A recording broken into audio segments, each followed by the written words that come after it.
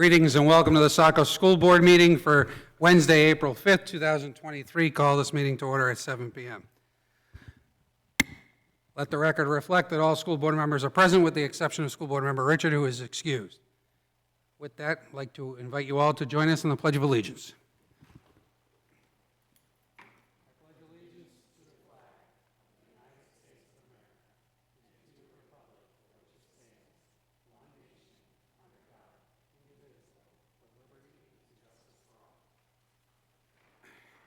Thank you very much.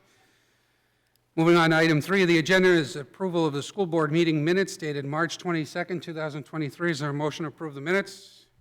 Mr. Mayor, School Board Member Truman. I move we approve the school board meeting minutes dated March 22nd, 2023.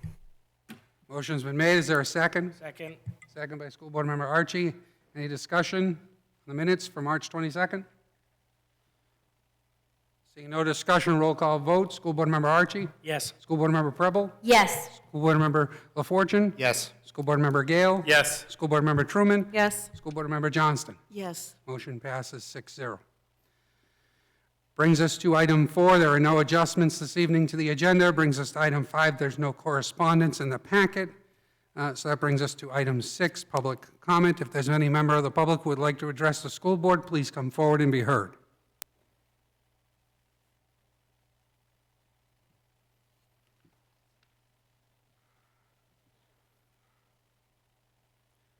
With nobody seeking recognition, moving on to item 7 of the agenda, and that is the superintendent's report. Superintendent Ray. All right, good evening, everybody. A couple of things to inform you about this week. Just reminder to everybody watching at home that school vacation week is next week. And our last day is Wednesday. And for anybody who is staying local, if you look at the weather next week, you're looking at mid-70s throughout the week next year here in Saco, Maine. So hopefully those lawns will dry up and people can get outside and do all those fun things, which also means that with that warm weather, we can start to think about turning the heat off in the buildings because our buildings hold plenty of heat. And we know that C.K. Burns doesn't like to have it very hot there on the, so, you know, warm weather and money savings all the way around, Mr. Mears. Good things. Most of you have informed you, but we did, knowing that our snow days had gone into June 20th, and we'd put forward a request to the commissioner for an alternative method to make up days. That was approved, and we have sent out notice to our parents of how we can extend hours to make up one of those snow days so that we don't have to come back on a Tuesday after a weekend. I can't imagine attendance would have been very strong on that day for students.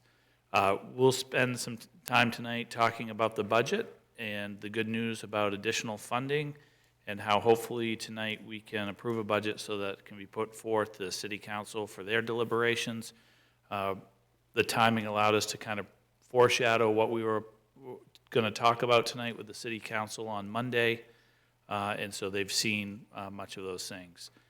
As positions and retirements occur or people move on to different positions or we look at some of the unfilled positions that we had this year that we are hopefully going to be able to rehire for next year, we have placed ads to start that hiring process so that we can be aggressive in recruitment and hiring, as certainly that is a challenge for schools. And then finally, just one piece is that between the 3 school departments that I serve, the week after April vacation, our administrators here will be participating in a county-wide, with a lot of county agencies, a safety kind of tabletop exercise. And one of the pieces that we're interested in kind of focusing on our side is that if an emergency in one of our school departments happened, or similar to what happened in the fall in Sanford, that had a great effect on the communications and the operations in each and every school. So really focusing on that piece of if an emergency happened in one of our communities, how do we all respond? How do we communicate with each other? How do we share information? And so that will be a pretty intense day for administrators throughout the 3 districts to make sure that we are focused on all of the pieces that, and curveballs that can be thrown at you with a bad situation. And, if one of our schools has a tough day anywhere in the state of Maine, it will impact us all here locally and how we communicate and work with community families and all the organizations involved. Thank you. Thank you very much. Any questions for Superintendent Ray? No questions. Moving on to item 8, Chair Report. Chair Preble. I don't have anything new to report this evening, but thank you. Thank you. That brings us to item 9, Staff Reports. There are no staff reports in the agenda. So therefore, we will move on to item 10, Board Subcommittee meeting minutes. There was a Policy and Personnel Committee meeting today at 5:30. The Finance and Infrastructure minutes from 3:30 were in the packet. Their next meeting is April 26th at 4 p.m. And the Curriculum Committee minutes from the 3:27 meeting were in the agenda, and their next meeting is April 24th at 4:30. Brings us to item 11, which is old business. There's no old business this evening. Brings us to item 12, new business. Item A is new hires. There was a memorandum in your packet. Is there a motion? There's none needed. No motion is needed, so the memorandum is just for information only. Any questions on the memorandum for new hires that was in your packet?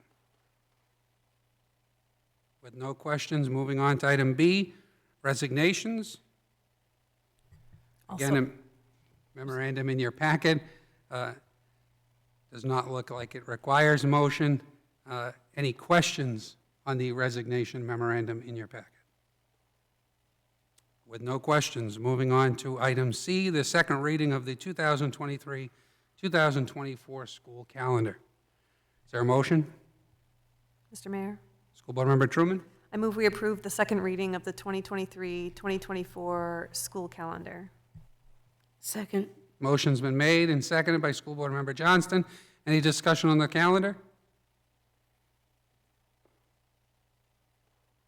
Roll call vote on the calendar. School Board Member Archie? Yes. School Board Member Preble? Yes. School Board Member LaFortune? Yes. School Board Member Gale? Yes. School Board Member Truman? Yes. School Board Member Johnston? Yes. Motion passes 6-0, the second reading of the 2023-24 school calendar. Brings us to item D, a construction update. Superintendent Ray? All right, just an update for members of the committee and for the public. Monday night was an exciting night for the school department and the project, as the city council was able to dedicate property towards the project while also entering an option agreement for the additional property that we need for what is called the Clare parcels and the new building that would be located along Route 1. That is a major milestone for the school department and for the city in this project moving forward, as that is one of the pieces that is needed for us to move towards the site application piece. As we look at the site application piece, it is looking more and more likely like the June, not the May agenda for the state board, but the June agenda for the state board, based off, really, we need to have a DOT scoping meeting that is being scheduled, but obviously working between multiple state agencies and vacation schedules can lead to some delays, but that is expected at the end of April is our hope. One of the exciting pieces that will be coming before you very soon is an updated space allocation. And this is significant as part of the process of working with the DOE, and the square footage is looking at using a building that will be based off the ability to house 1,100 students has been agreed upon, which will allow for plenty of space for our students throughout the building, but will allow for more of that project to be covered without local expense. That's a big deal on the space allocation, and I would say that probably within a couple of meetings, you'll start to see more of like how many classrooms, how many gym, phys ed teachers, et cetera, throughout, because there's an allocation of, how much space is dedicated to a principal's office. But that is really coming together nicely. What Meg has been working on the last couple of days is trying to come up with a couple of meeting dates this spring for our public session meetings.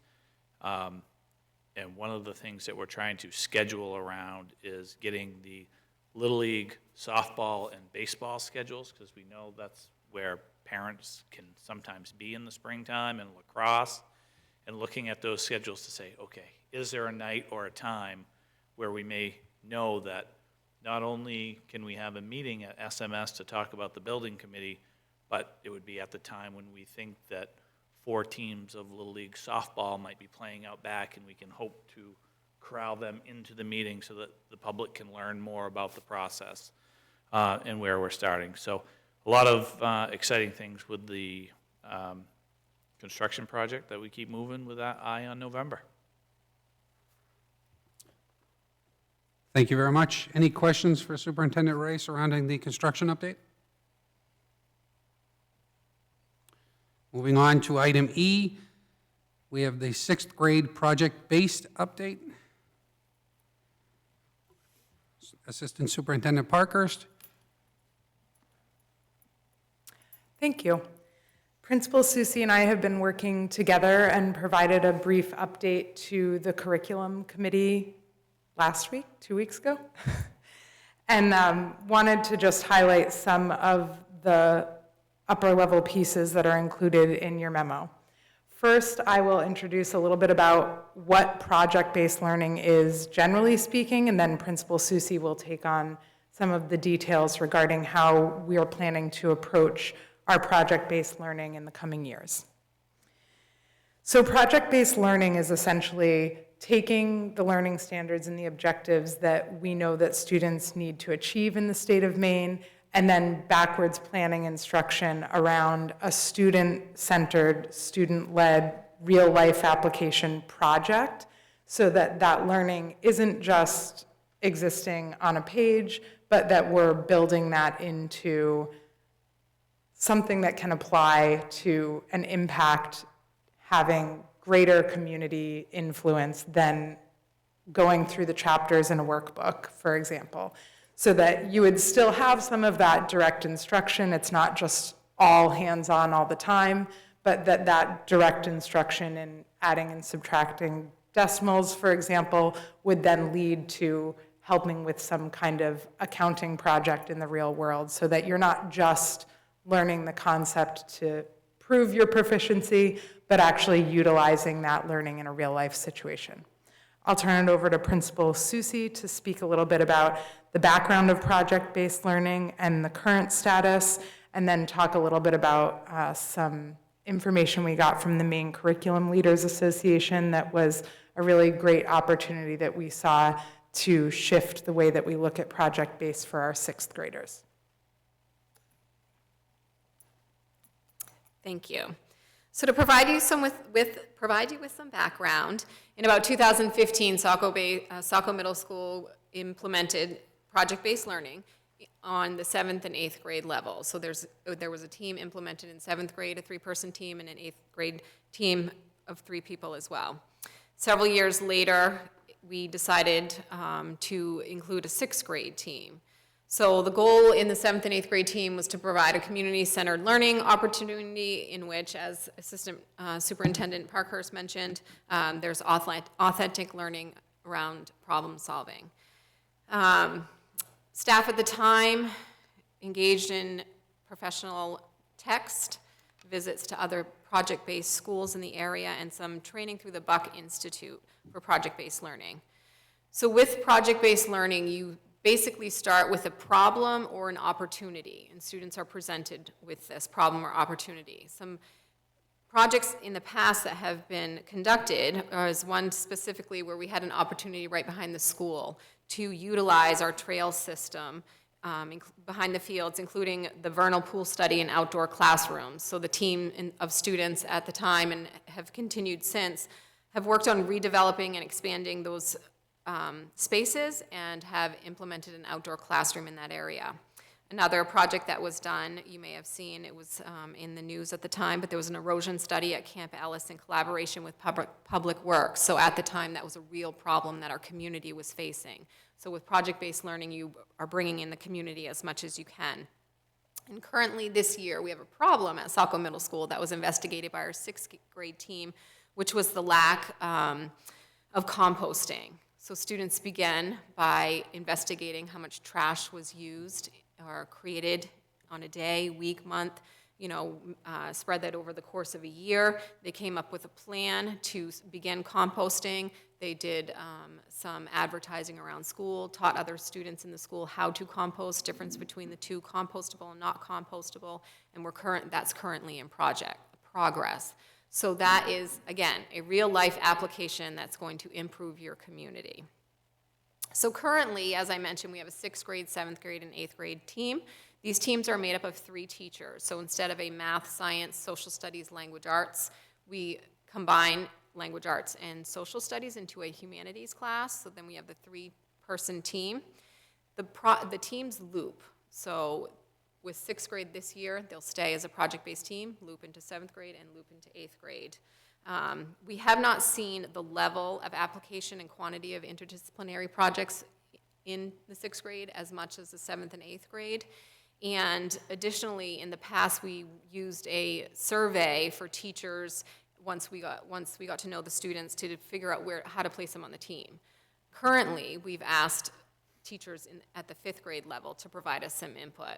So as we know, there's quite a bit of transition that happens between elementary school and middle school. So what we'd like to do moving forward is sort of twofold. One is to continue offering more opportunities throughout the school, as we know that this is best practice and a great way for students to gain those skills that they need in the real world.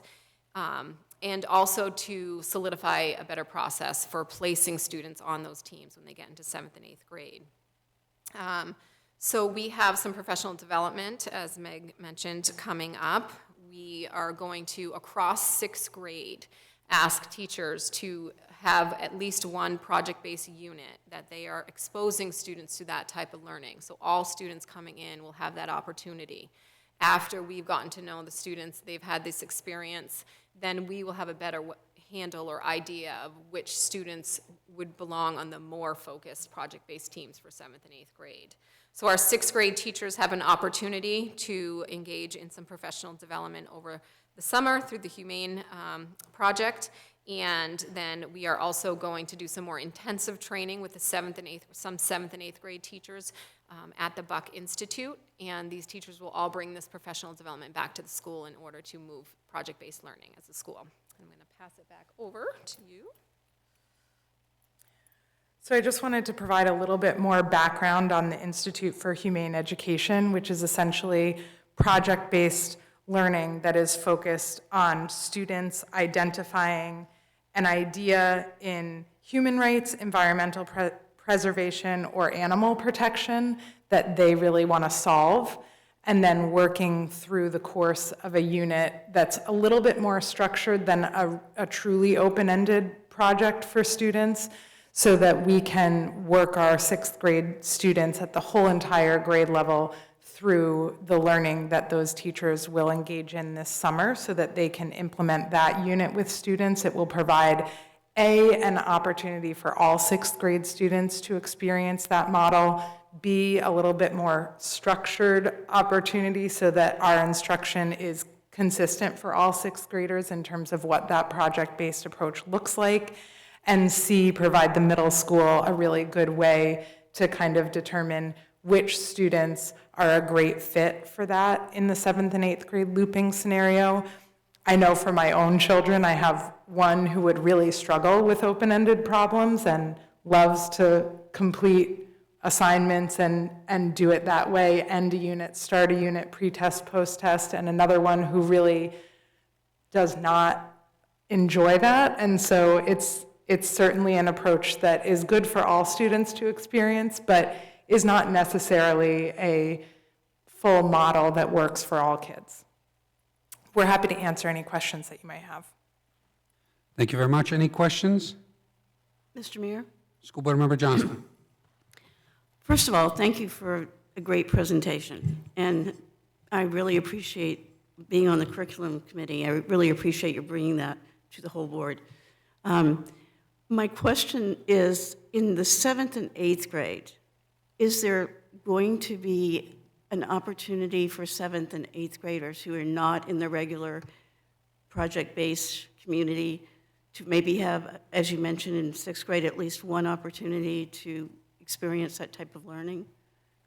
Yeah, I think Marie being in those classrooms on a regular basis can certainly expand on that. There are certainly projects that occur in all 7th and 8th grade classrooms, even if they're not on the project-based team. And I think after we have this more universal project-based approach for a unit in 6th grade, we can certainly evaluate how effective that is and determine how we might want to shift or not what that non-project-based 7th and 8th grade team experience looks like. Okay, thank you. Any other questions? Thank you very much. Thank you. That brings us to item F of the agenda, and that is a budget update. And there was a state subsidy update memorandum in your packet, which, again, we all kind of talked about and pre-shadowed on Monday night during the joint meeting with the city council, which results in $839,000 more in state subsidy. 887. 887, excuse me. So even more. Superintendent Ray? So you have all listened to this same thing twice in the last 7 days. So probably we'll lighten up the commentary on this one. But for the public at home, the great news is that, 8 days ago, we were notified by the DOE that a mistake in the funding formula was put out to schools, and they found the mistake, which the end result pushed $887,000 worth of additional subsidy towards us. And we were looking at that point in time, kind of an impact to the taxpayers of around $2.2 million. Long story short, that brings us a long ways to a goal of reducing the overall tax load. If we can remember from our budget discussions, that our budget consisted of salaries and benefits and utility increases, and that we weren't asking for a whole lot more. And what we've done is that last week, and I have some, same enrollment projections that we looked at last week and at the council meeting, but we came up with some reductions to say, how do we put forward a budget that we think will meet the needs of our students, meet the needs of our community, and allow us to put something in the hands of the city council that we felt was more workable based off some feedback that they received and knowing that, kind of the state of the economy, et cetera. And so last week and on Monday, we talked about a budget reduction sheet and that there were some costs that we had to add to the budget around increased fuel cost, cyber casualty insurance, and the addition of one additional approved bus lease, as the state of Maine has provided us with an opportunity to purchase 6 buses with full subsidy reimbursement in this cycle. Additionally, we were able to look at budget reductions of moving one of our teachers, because some more Title I funding is coming in, to be paid for out of federal funds instead of local funds, which saves $88,000. We were able to decrease capital improvements by $50,000 and still have $500,000 plus in our budget. We also received good news that the maximum health insurance increase would be 6%, and it was just a little bit. We got that today, a little over 5%, so we can reduce $110,000. Our workers' comp rates have decreased, so we were able to save $43,000. When looking at class sizes, moving up to the 6th grade, we had an unfilled position at the middle school as a classroom position from someone that moved from SMS to Burns, and equalizing class sizes across the district will allow us to convert one of those classroom positions into an art position as we have 600 students at the middle school and currently one art teacher. And this is an opportunity for us to provide more art experiences for our kids.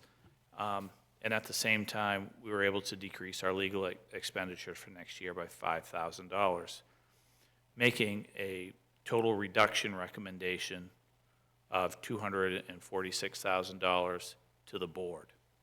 Now, if the board accepts those recommendations,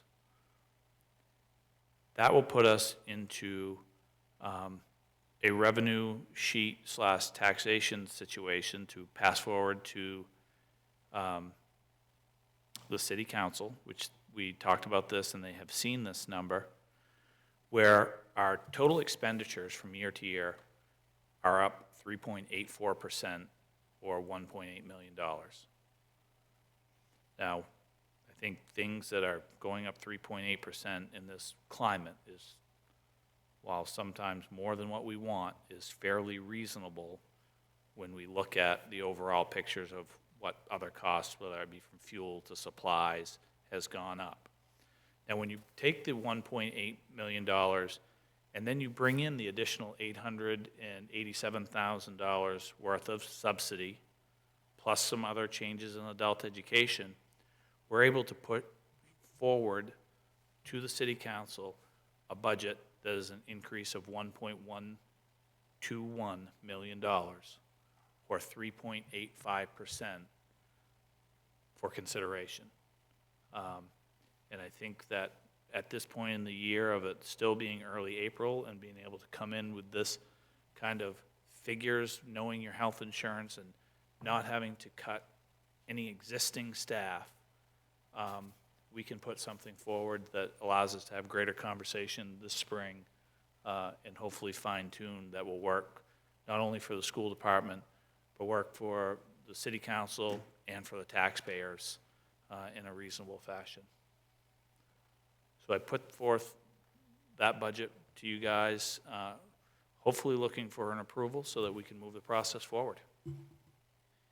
Any questions on the budget presented by the superintendent and school board member Gale? I apologize if we discussed this in a prior meeting, but I was just, can you explain the contingency and the increase there and what that's for, and if that can roll over into next year if it's not used? So we are in the middle of staff negotiations, and so that's where funds for negotiations may be.